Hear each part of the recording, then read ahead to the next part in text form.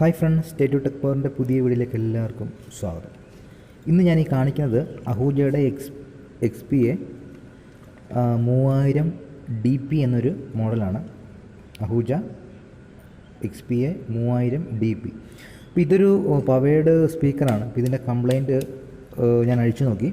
അപ്പോൾ ഇത് customer already വേറൊരു ടെക്നീഷ്യനെ കാണിച്ചാണ്. അവിടെ ചെന്ന് കാണിച്ചു, അദ്ദേഹം അഴിച്ചു നോക്കിയിട്ട്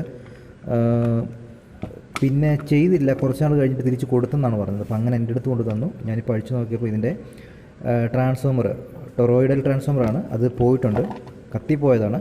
അപ്പോൾ ഞാനത് ടെസ്റ്റ് ചെയ്ത് കഴിഞ്ഞപ്പോൾ ഷോർട്ടാണ്, ട്രാൻസ്ഫോമറോട് ഷോർട്ടാണ്. അപ്പം അഴിച്ചു നോക്കിയപ്പോൾ ട്രാൻസ്ഫോമർ ഉണ്ടെങ്കിൽ മാത്രമേ നമുക്കിത് ഓൺ ചെയ്ത് ടെസ്റ്റ് ചെയ്യാൻ പോലും കഴിയത്തുള്ളൂ. അപ്പോൾ ഞാനിത് 2-3 അഹൂജയുടെ സെൻറ്ററുമായിട്ട്, സർവീസ് സെൻറ്ററുമായിട്ട്, സ്പെയർ പാർട്സിൻ്റെ ഇതുമായിട്ട് കോൺടാക്ട് ചെയ്തപ്പോൾ അവിടെ നിന്നും ഈ ട്രാൻസ്ഫോമർ അവൈലബിൾ അല്ല. ഫൈനലി ഞാനത് നമ്മുടെ അഹൂജയുടെ ഡിസ്ട്രിബ്യൂട്ടർ സൈഡുമായിട്ട് കോൺടാക്ട് ചെയ്തപ്പോൾ നമ്മൾ ഓർഡർ കൊടുക്കുകയാണെങ്കിൽ അവർ തരാമെന്ന് പറഞ്ഞു. അവർ ഏകദേശം എമൗണ്ടും പറഞ്ഞു തന്നു. അപ്പം ഞാൻ ആ എമൗണ്ട് പ്ലസ് സർവീസ് ചാർജ് ചേർത്ത് കസ്റ്റമറോട് സംസാരിച്ച് കഴിഞ്ഞപ്പോൾ ഇപ്പോൾ അത്രയും ചാർജ് ആണെന്നുണ്ടെങ്കിൽ വേണ്ടെന്നാണ് പറഞ്ഞത്, ചെയ്യേണ്ടെന്നാണ് പറഞ്ഞത്. നമുക്കിതിപ്പം അതുകൊണ്ട് ചെയ്യുന്നില്ല. അപ്പോൾ നമ്മൾ തിരിച്ച് വീണ്ടും ക്ലോസ് ചെയ്യുകയാണ്.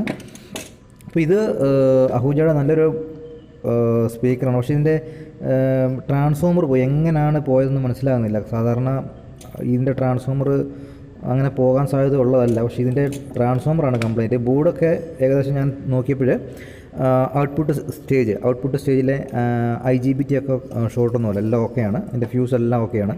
നമുക്ക് ഓൺ ചെയ്ത് നോക്കാനുള്ളൊരു ഓപ്ഷൻ ഇല്ല, ട്രാൻസ്ഫോമർ ഇല്ലാതെ നമുക്കിൻ്റെ ഓപ്ഷൻ ഇല്ല. അപ്പോൾ നേരത്തെ ഇത് ഏതോ ഒരു ടെക്നീഷ്യനെ കാണിച്ചിരുന്നു. അപ്പോൾ അദ്ദേഹം ഈ ട്രാൻസ്ഫോമറിലേക്ക് വരുന്ന വയറുകളെല്ലാം കട്ട് ചെയ്ത് വിട്ടിട്ടുണ്ട്. ഏകദേശം അവിയൽ പരുവായിട്ടാണ് എൻ്റെ കിട്ടിയത്. അപ്പോൾ ഞാനിത് പഠിച്ച് നോക്കി കഴിഞ്ഞപ്പോൾ കുഴപ്പമില്ല, നമുക്ക് കസ്റ്റമർ റെഡിയാക്കി എടുക്കാൻ ഓക്കെയാണെന്ന് സമ്മതിക്കുകയാണെങ്കിൽ ചെയ്ത് കൊടുക്കാമെന്നാണ് ഞാൻ പറയുന്നത്. അപ്പം നമ്മൾ പ്രൈസ് പറഞ്ഞു കഴിഞ്ഞപ്പോൾ ട്രാൻസ്ഫോമറിൻ്റെ പ്ലസ് സർവീസ് ചാർജ് പ്രൈസ് പറഞ്ഞു കഴിഞ്ഞപ്പോൾ അവർക്ക് താല്പര്യം ഇല്ലെന്നാണ് എന്നെ അറിയിച്ചത്. എന്നാലും നമുക്ക് ട്രാൻസ്ഫോമറിൻ്റെ പ്രൈസ്, പിന്നെ എനിക്ക് കൊറിയറായിട്ട് അവർ ട്രാൻസ്ഫോമർ അയച്ചു തന്ന കൊറിയർ ചാർജ്, നമ്മുടെ സർവീസ് ചാർജ് എല്ലാം കൂടെ ചേർത്ത് ഒരു എമൗണ്ട് ഞാൻ പറഞ്ഞിരുന്നു. അപ്പോൾ ഇതാണ് ഇതിൻ്റെ ബോർഡ്, കാര്യങ്ങളൊക്കെ എല്ലാം ഓക്കെ ആണെന്നാണ് എൻ്റെ നമുക്ക് വിഷ്വലായിട്ട് നോക്കുമ്പോഴുള്ള മനസ്സിലാക്കാൻ കഴിയുന്നത്. പിന്നെ ഞാൻ ഔട്ട്പുട്ട് സെക്ഷനൊക്കെ നോക്കി കഴിഞ്ഞപ്പോൾ അവിടെ IGBT ഒക്കെ ഓക്കെയാണ്. ട്രാൻസ്ഫോമറാണ് കംപ്ലൈൻ്റ് അയക്കുന്നത്. അപ്പോൾ നമുക്കിതിനകത്ത് വേറെ ഓപ്ഷൻ ഇല്ല, കസ്റ്റമർ അഗ്രീഡല്ല. അതുകൊണ്ട് നമ്മൾ തിരിച്ച് വീണ്ടും ആയിട്ട് സെറ്റ് ചെയ്യുക, തിരിച്ച് ഹാൻഡ് ഓവർ ചെയ്യുകയാണ് പ്ലാൻ ചെയ്തേക്കുന്നത്.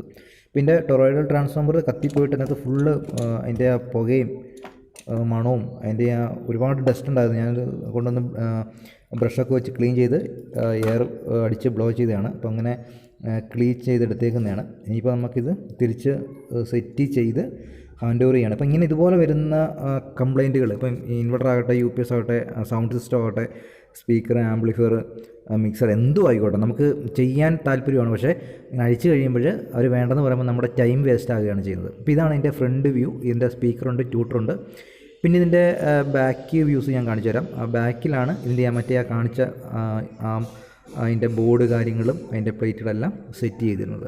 അപ്പോൾ ഇതുപോലുള്ള വീഡിയോകൾക്കായി ലൈക്ക് ചെയ്യുക, ഷെയർ ചെയ്യുക, സബ്സ്ക്രൈബ് ചെയ്യുക. അടുത്ത വീഡിയോയിൽ വീണ്ടും കാണാം. അതുവരെ ബൈ.